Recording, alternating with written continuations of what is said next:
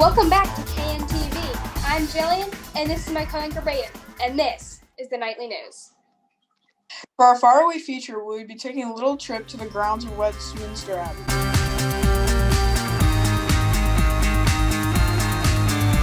This place is owned by the monarch of the country. Westminster Abbey is where most of the coronations take place since 1066. It has hosted a lot of royal weddings too. A lot of famous people are buried in Westminster Abbey, such as Isaac Newton, Charles Dickens, Edwards the Confessor, Charles Darwin, and Margaret Beaufort. Lastly, Westminster Abbey was featured in the novel of The Da Vinci Code by Dan Brown.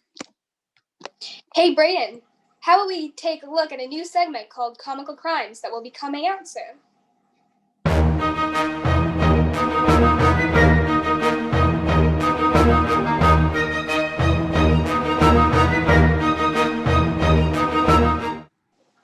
I wonder what it will be about. It's comical, so it must be funny. We will wait and see. Darius will have more fun for us in a couple of weeks. From crime to politics, and hopefully the two don't mix.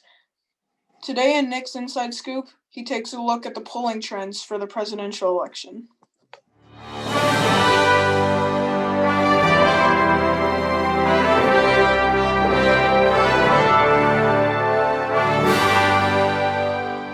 With the second presidential debate canceled tonight, many American voters are looking to the polls, which shows Democratic presidential nominee Joe Biden winning by a 53 to 42% margin among likely voters.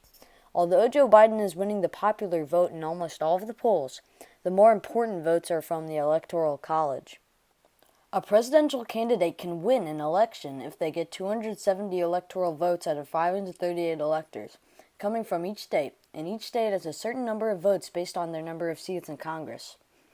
According to NPR, Biden is widening his lead, and it is projected that 212 will likely vote for Biden, and 78 are leaning towards voting for him, which would give him the presidency with 290 electoral votes.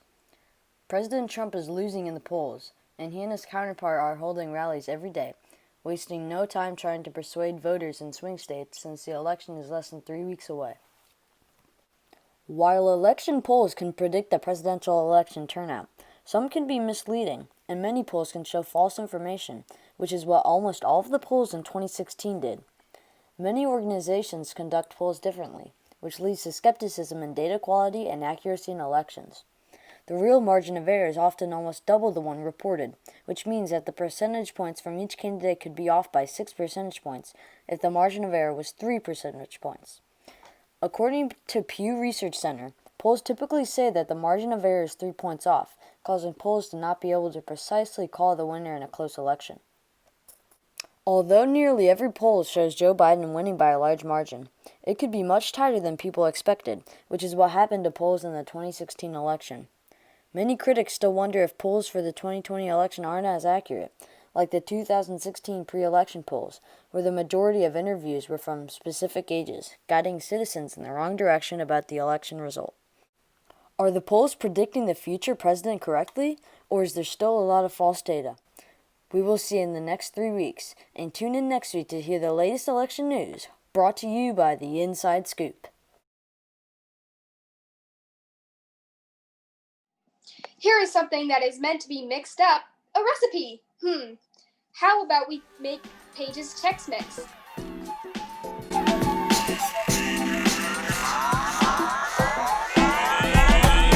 Here are the ingredients that you will need: salted popcorn, pretzels or pretzel sticks, Cinnamon Toast Crunch, 3 Oreos, any chocolate chips, M&Ms, and this is optional, salted peanuts and peanut butter. Now let's get mixing. First, put some salted popcorn in a bowl. Next, add some pretzels. If they are the stick ones, break them in half. Then, add some Cinnamon Toast Crunch. Put 3 Oreos in a plastic bag and use a bottle or a rolling pin to crush them. Then add them to the bowl. Add any chocolate chips of your choice. Paige chose milk chocolate chips and M&Ms. These steps are optional. Add some salted peanuts, then scoop some peanut butter and add it. Finally, mix it all together. Now enjoy! Ever come out of a theater thinking, I want to make a movie someday?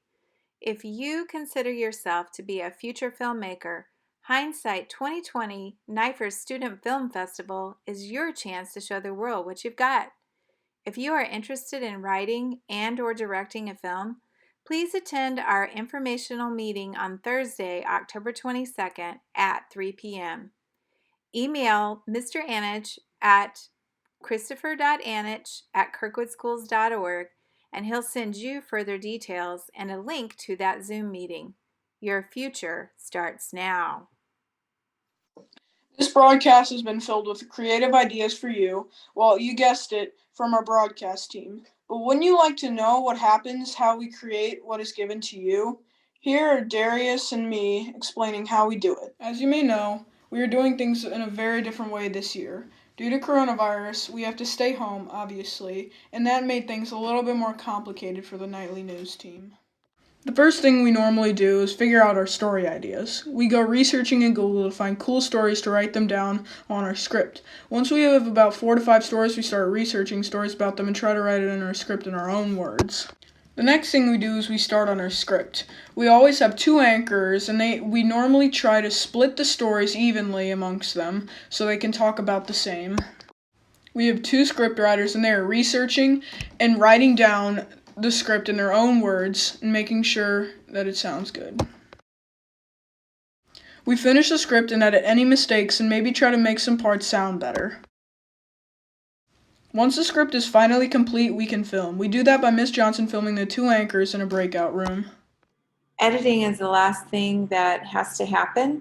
We do all of our editing in iMovie because that is a program that we all share. We start out with the beginning header or logo, and then we also have the ending credits over here. So that's part of where we start our editing process. And then we have the anchor reel that comes in. We have to break it up to fit in around all of the stories, or for instance, we had the meme moment in here, and we had our scoreboards for sports that we had to break up our anchors on each side.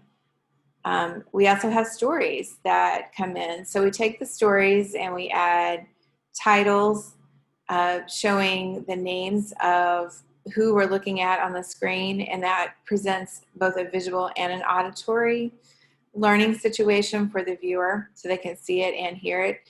You'll see we also will sometimes have captions where the anchors are talking so that we can see it and hear it at the same time.